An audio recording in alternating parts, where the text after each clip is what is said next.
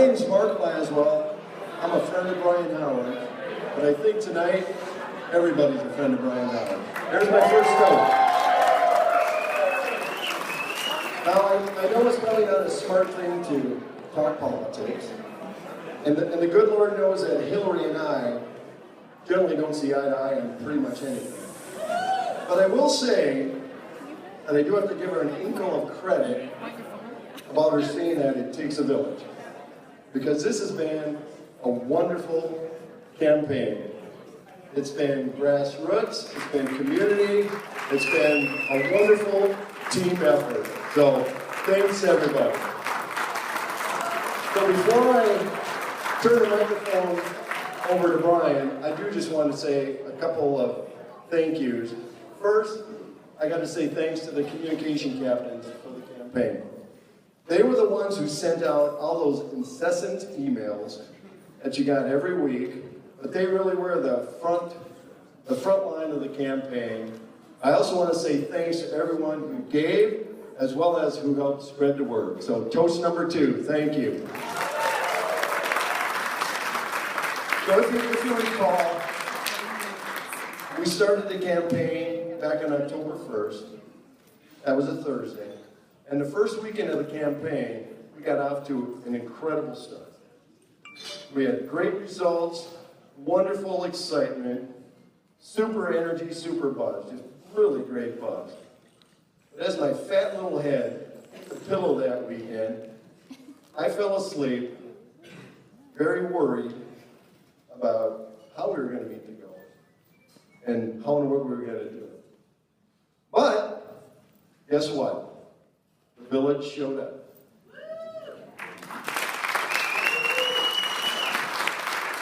Every Tuesday, we sent out those emails, and just like clockwork, every Tuesday night, Wednesday, we would see a bump in giving.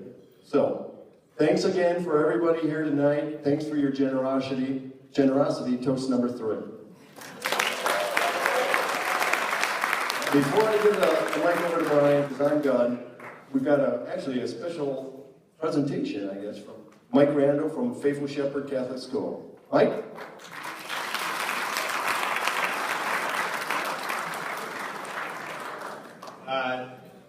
I'm Mike Randall, and I'm the Executive Director at Faithful Shepherd. I've been there 2 months now, but it seems like 2 years because it's a great community, and I love being there. So I wanted to thank Brian, because I think he helped make that possible and getting the school built and started.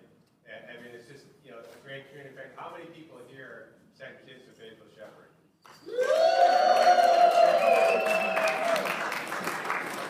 I should tell you they end up giving letters in the mail. So. But what we heard about tonight, we did 2 things at school. One is, I don't know how long they've been doing Faith in Action Fridays, but we do that once a month where the kids can bring in, usually they bring in $1, and then they get an out of uniform pass. Of course, being a fundraiser, I'm going, I bet you we could raise a lot more money if you get out of uniform. But we thought we wanted to do something with Brian, and so just today we actually had Faith in Action Friday to benefit Brian, and it was great because the teachers, really took advantage of the opportunity to tell the kids a little bit about Brian and how he was really instrumental in helping get the school started. So we usually raise about $400 when we do one of those, and today we raised a little over $1,900. So.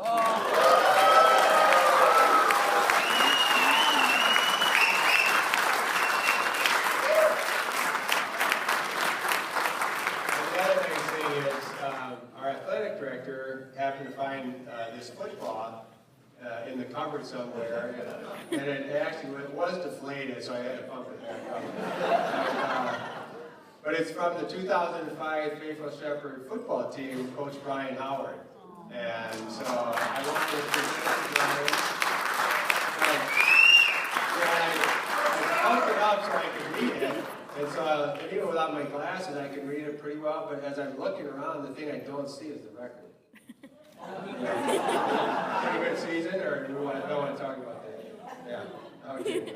So, but anyway, thanks for everything you do, and I think it's a great community, and Brian is obviously a great person. Thank you.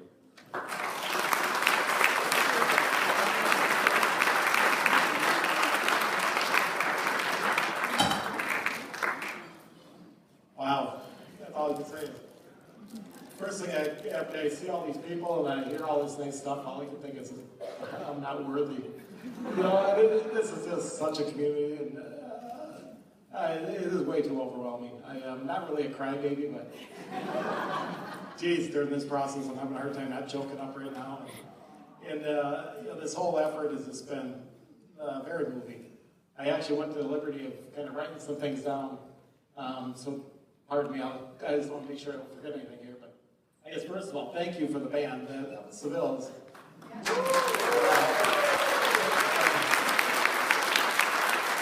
My good friend Kathy Weiss helped pick it up. Thank God you and I, Kathy, have the same taste in music. Good job. And then the staff here at Lost Spurs has been fabulous. So thank you very much, Jerry and everybody here.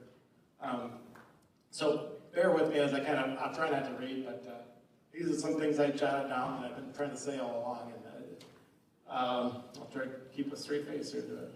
You know, the first thing is, I heard this a while back and I really believe it is, you know, sometimes in life, things happen that you can't control, but you know, you can always control how you react to it. And this is an example of that. You know, certain things in life will hit you, and this has been something that hit me hard, but the blessing has just been fabulous. Last spring, a group of us were involved in a prayer service for our good friend Brian Carey, and my friends approached me about doing a fundraiser. And I shared with them that I'm not comfortable with that, and I just couldn't quite see how it would come together. Well, Kevin Knoll, in his diplomatic way, kind of informed me, Brian, we're going to do this with or without you, so get on board. All right, well, let me have a little input. And he says, no, you sit down and shut up. We're going to take the control, we're going to do this our way. And it made me a little nervous, but oh my gosh, what a way. I mean, it's just so overwhelming to see what everyone has put together. You know, Marcia told me at that point, she said, you know, if people want to show you support, you just need to suck up your pride a little bit and say thank you. So thank you is just not enough. I mean, this is just so overwhelming. I just am truly amazed at all the response from the friends that have touched our family over the years. You know, if you look across the crowd here, I mean, everybody from my elementary school here, my kindergarten buddy, Tony Belgian, all the elementary school friends, my high school friends, all my college friends, the Faithful Shepherd Network, to all of my kids' friends, all the college kids who donated money. I mean, my gosh, you're living dime to dime. I don't know how you do it. Unless you put it on your mom and dad's credit card. That was such it. I mean, these guys, they'd be giving me a donation. We got the night out at Tiff's. So, all the love and support, I mean, the only way I can say it's been very, very humbling. It's so humbling. It's, you know, and I get it. I finally get it now. At first, I wasn't comfortable. My good friend Dana Cottrell, you know, he told me, he says, a lot of people have been asking, you know, Brian's having a struggle, and how can I help out? How can I help out? And this effort here, I guess, gave people a means to show a way of support. So I do get it now. It's very humbling, and it's amazing. You know, this fundraising effort has really been extraordinary. And all you've seen it, touched it, and has exceeded everyone's expectations. So I must acknowledge and really genuinely thank Sue Reestraff, who was part of the leading group, along with Mark Laswell, Kevin Knoll, and Kevin Benz. And, you know, thank God you had a woman involved, because you knuckleheads would never put it. We worked on committees before. Well, thank you, Sue. You know, then Mark was talking earlier, he had these captains that he went out and, you know, Pat Hoffman was one of the captains for the family side. A good buddy from college, Mike Matusa, the college folks, Dana, with the high school guys, both Eric Sherbico and Kirk Fisher, did a lot with the Oracle group. And, you know, not a lot of you know Kirk from Faithful Shepherd. Mary Bazell, who worked with like the past Faithful Shepherd folks. Kurt Hoffman, who worked with what we call the Coaches Club. It's really a bunch of guys who like to go to Cooper's and drink beer. Danny McQuillan with Creek Durham Hall. Peggy, a good friend with St. Thomas. Even Beth Duffy, the effort that's on the current Faithful Shepherd parents has been unbelievable. You know, I and my family's appreciation is so strong. This has been truly one of the most moving experiences of my life. It's really like having your eulogy before you die. Oh, thank God I was around to hear it. More people should do it this way. People always commend me for having a good attitude about this adversity. Well, it's certainly better than having a bad attitude. I really don't want to bring other people down. It's a hurdle at times. I truly don't believe I have a good life. I've had a great, great life. It's been fabulous and it will continue on. And I've got such a good, strong network. I'm blessed with a great family, great friends. I do have this inconvenience of MS, but I always look at it and say, others have found a way to get through this. And with this great blessing that you guys are all giving me, it's just one of the steps of hopefully not being a burden to other people and constantly having to get rides for other people. Now I get my own freedom and flexibility, and it's just a fabulous gift to get through this little hurdle we're trying to get over. There's certainly times I do get down, and I just appreciate everyone picking me up. One of the things MS is you lose your fingers. I apologize if I'm going on too long here, but I got one more thing I want to tell you. When I first got diagnosed about 10 years ago, I sat and commiserated over beers with my good friend, Father Tom Baroshi. Since he was just diagnosed with colon cancer and I got diagnosed, we'd sit and drink beer, and I'd tell him how lucky he was. At least there's a cure for his cancer and no cure for the stupid MS thing. Well, now my buddy has passed away, and I'm still alive and kicking. And we'd always discuss philosophically, the real question isn't why me, it's why not me. It's the same thing. My good friend Brian Carey was here tonight. We've been talking, we're both on our journeys together. You can't look at this as why not or why me, it's really why not me. What's so special about me? This MS thing, 2.3 million people worldwide get this disease, so it's just one of the hurdles you go through in life. I always figured God must think that myself, my support group can handle this. And sometimes you worry that God thinks maybe I'm a little stronger than I really am. It's a little challenging and humbling when Marcia's got to help me with my day-to-day living stuff, and you used to be in more of the provider type, where my buddy Paul Wakelightner, he doesn't pick me up off the bar floor and there wasn't because of drinking, it was because I missed the damn toilet when I sat. Wakey claims he got a lot of experience picking me up off the Assembly football field. That's another story. Anyway, I'm just blessed to have all you folks to help me travel this journey and keep picking me up.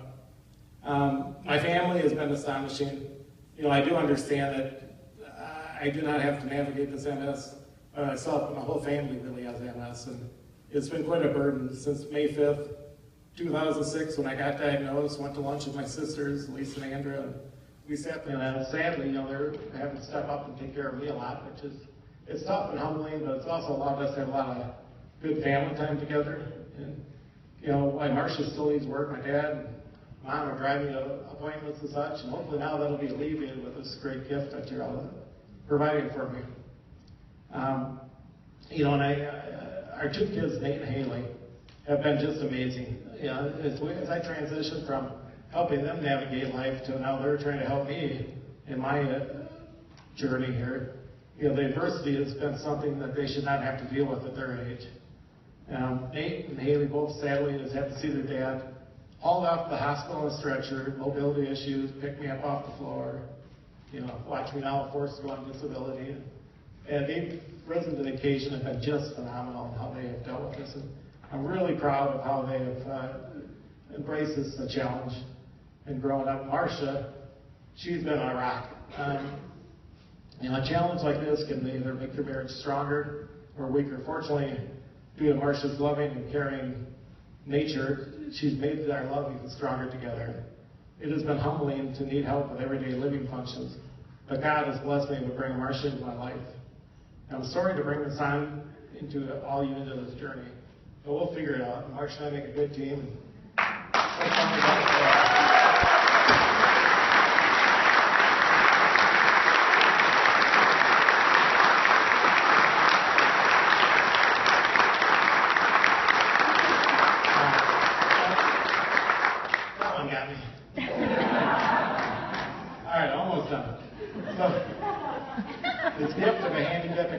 Vehicle van is extraordinary. For the cost, you'd think I'd be getting like a Bentley or something. For God's sakes, do we all think we're done with minivans at some point? But, you know, and it's very practical, and it'll provide freedom, and you allow me to be a good member of society. You know, the one thing I want to commit to each and every one of you is that I will definitely take this gift and pay it forward. I mean, this is an extraordinary gift. And it's now the obligation's on me that I got to go out and do things and make this a better world and pay it forward like we all do with everything. So I commit that to each and every one of you. I will definitely be getting an emblem put on the back that says, you know, this vehicle donated by the Friends of Brian Howard. I greatly appreciate it. So as I look around this room again, I see the people from all areas of my life, and I simply want to say thank you. You know, that's not enough, and I do truly love each and every one of you. So Marcia's going to speak next, and she promises she won't be as long. My words too. Right. There are those rare moments in life when you are touched with so much love. And tonight is one of those moments. We are so blessed and grateful for all of our family and friends that have been with us, especially this past year as Brian's MS has progressed. Since Brian's diagnosis almost 10 years ago, Brian and I realized how beautiful life is. We realized how quickly or slowly life can change. And we realized not to take even the simplest things for granted. Brian has taught Nate, Haley, and myself during this MS journey 4 things: to have humor, strength, patience, and a positive attitude. Tonight, in celebration, it's all of your celebration as well. We celebrate all the goodness that comes from each and every one of you. So tonight, grab a friend, a loved one, pat them on the back, hold them close, and say thank you. This next song is dedicated to all of you. We know that everyone in this room has made a difference in our lives, and we can't thank you enough. Thank you.